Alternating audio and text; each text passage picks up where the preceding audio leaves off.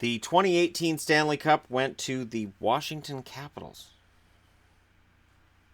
Isn't that crazy? Has it hit anybody yet where you've gone, wait, the Capitals won the cup? For real, this wasn't like an EA Sports. I didn't just sim that, did I? They actually legit won it. The interesting thing is how they won it. They didn't have a fantastic regular season. They had 105 points. 100 points don't mean as much as they used to, and I lament that quite a bit because 100 points used to be this massive goal. Team gets to 100 points to be like, that team is a solid contender. Now, you got 9 or 10 teams making 100 points.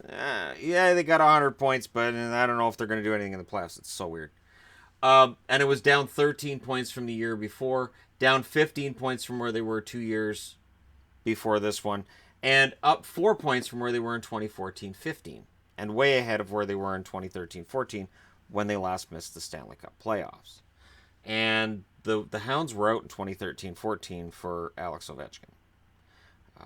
And the Hounds have been out for Alex Ovechkin really throughout the run. And now that he finally wins the Stanley Cup and kind of lost his mind celebrating with it, those same people are like, I don't like, look at this. This is just ridiculous. Whatever. He finally wins. He says he's overjoyed with it and takes the cup everywhere. And then people still are like, he's not. I don't like him.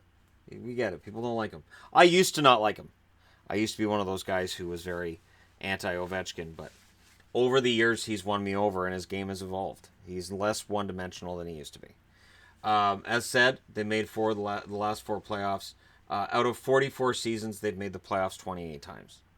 So it hasn't been a tremendous history for the Washington Capitals, and that's putting it mildly. Okay, worst expansion team to ever join the league, and it really took a long time for them to get respectable. And then during the 80s, when they were respectable, they still couldn't get over that hump. So up until this year, they've been fighting that. New coach takes over.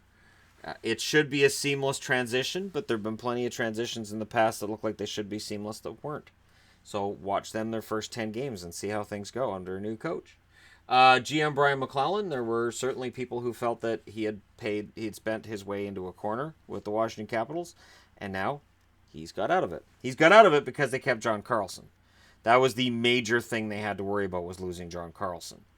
And if John Carlson had left this team, it would dramatically affect, I think, where the channel saw the team going and where I saw the team going, because he was such a major part of that Stanley Cup win. Top 5 cap hits: Ovechkin, the aforementioned Carlson, Kuznetsov, Backstrom, and Holtby. Braden Holtby at $6.1 million looked like he was overpaid during the regular season and then looked like he was a bargain during the playoffs. And that is a sign of a good goaltender. Can be the sign of a great goaltender. If he can do it more than once, he becomes a great goaltender, and we start talking about guys like Grant Fuhr and that kind of thing with Holtby, even though Holtby's been pretty solid during regular seasons. But this past year, for instance, he went into the playoffs as the backup, and then when he was given the chance to get his job back, he didn't disappoint. Plus player, I have Kuznetsov because he took the next step this year. He really truly became their best center. And, Backstrom, and I love Backstrom as much as anybody else, but Backstrom is definitely the number 2 center for me on this team now, behind Kuznetsov. Now, if something happens to Kuznetsov, Nick Backstrom can step in, and you don't feel a big downgrade. But for me, Kuznetsov is the better center between the two. I didn't have a minus player. They just won the Stanley Cup. I didn't have a minus.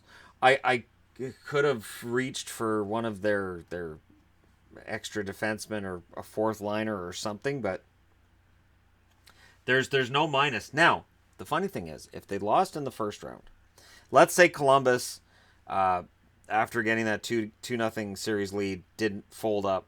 Let's say that they beat Washington. The minus would probably have been Holtby.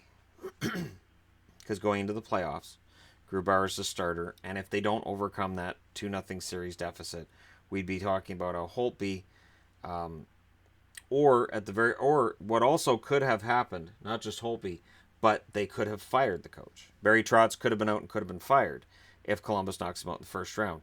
As it stands, they win the Stanley Cup, of course, so all that's forgotten, and Trotz leaves on his own accord, and Washington wanted to keep him, kind of. I don't know how hard they fought to keep him. I don't. I don't have access to closed-door meetings, but I don't know if they did lowball him, then they were probably half-heartedly trying to keep him. Ovechkin is your MVP. So as much as Kuznetsov took that next step, Carlson's fantastic on the blue line. Holtby was a wall in the finals.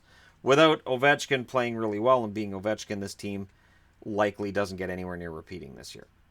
And I think they have a shot at repeating. I don't know where I would place those odds yet, but I think they have a shot. Top six forwards, in no particular order, of course: Ovechkin, Kuznetsov, Wilson, Vrana, Backstrom, Oshie, and I've got Burakovsky as a potential because I'm not sure which of the two ends up getting that top six spot. I like Burakovsky a lot in the playoffs. When he came back during the playoffs, I thought he looked really solid. So I think he will probably get a top six spot, but Jakub Vrana as well is capable. Top four defensemen: Kempny, Carlson, Orlov, and Niskanen. What a difference a trade makes for Kempny. Kempny was a forgotten guy in Chicago and kind of a spare part. Goes to Washington. Now he's paid very well and looked pretty damn solid for a team that won the Stanley Cup. So sometimes a trade is all it takes to turn a guy around.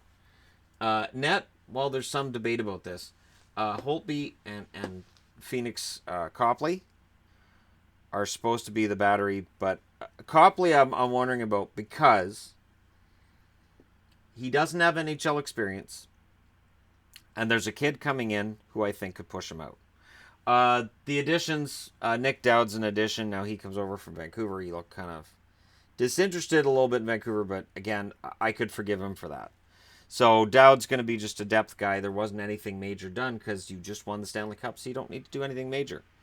And again, last 5 years, 4 of those in the playoffs, cup. And the previous 3 years, they lost in round 2 every year.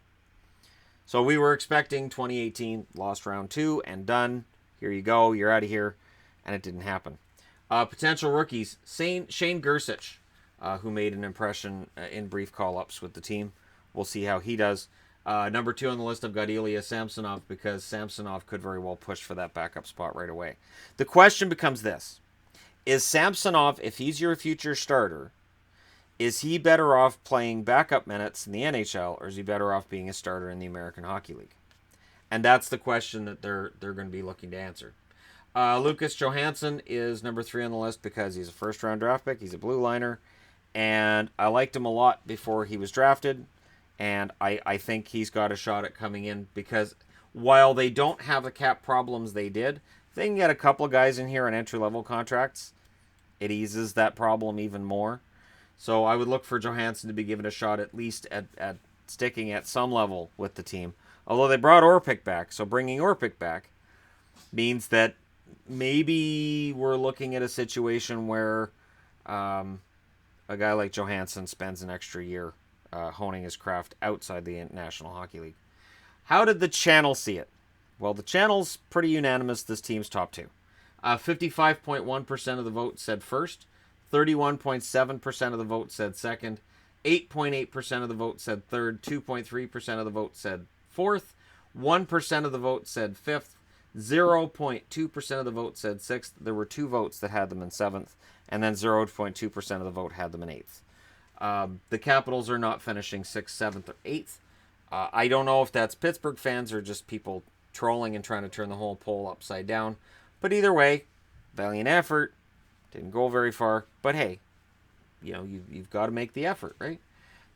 I look at this team, and to me, they're still a contender. There's no downgrade anywhere. I do wonder if Oshie can replicate the season he just had. I wonder if Wilson can take that step forward, become a 20-goal scorer, and become known more for the forward part of power forward than the borderline checks and hits that have got him in hot water with the NHL. The one thing that Tom Wilson has to watch out for is this. There has been lots of talk during the regular season, now during postseason, off-season, about Wilson's hits and what was clean and what's dirty and that debate. The NHL very often will respond after. Meaning that what Wilson got away with during the playoffs, and again, we can talk one way or the other about how that works. But, I'll phrase it differently. The hits that Wilson delivered in the playoffs that didn't get him in trouble during the offseason, there's been enough discussion that those same hits next season could get him in trouble. If the perception is those hits make the league look bad or look soft on discipline, then that could get him in trouble. And if Wilson gets pulled out of this lineup for a 3-game suspension here, 2-game suspension there, and then if Wilson, when coming back from suspension, changes his game a bit, that could hurt him. Because I've seen that where a player will get suspended and when they come back, they're not the same. The most obvious and egregious example would be Todd Bertuzzi. He didn't have a great season going into the Steve Moore incident, but he was really never quite the same after that incident either. And, that was just an ugly incident all around. I've been asked before, like, why don't you do a video on that? And it's like, there are enough videos about that. There's enough talk about that. And I wouldn't want to dredge that up because for the rest of the time that Bertuzzi was in Vancouver, that'd be the first question he got, would be about that hit. And, or about court cases and this and that. And it's like, he doesn't want to talk about that. Just don't ask him about that. Talk to him about his golf game. So Wilson, in the event that he gets suspended for a hit that he looks at and goes, I don't know what I did wrong, it could cause him to alter his game. So that's something that the Capitals have to watch for, because when Wilson is on and playing his game really well, he is a difference maker. He does clear space on the ice, and he does become a distraction to the other team, which allows guys like Kuznetsov and Ovechkin to really go to town. And it is an element that the Capitals, I'm trying to think, I guess Chris Simon, Dale Hunter, it's an element that successful Capitals teams have had for the most part. But I think of the three, Wilson's not going to score points like Hunter did. But I also don't think that Wilson's going to get into the kind of hot water that Chris Simon did either.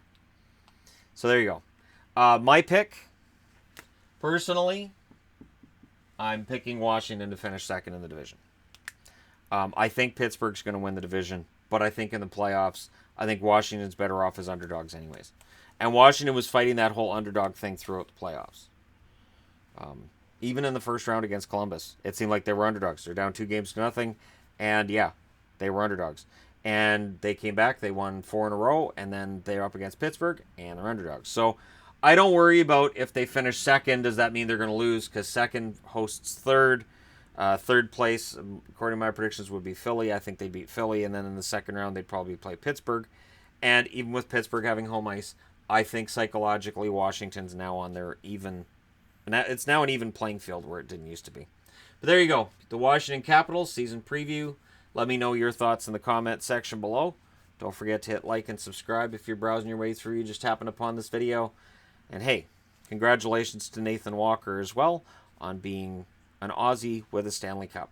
So there you go, your 2018-19 preview, and Winnipeg's coming up next and last. So thanks for your patience, Caps fans. Adam, and I will definitely likely be talking about the Capitals a lot this upcoming season. I'll talk to you guys again soon.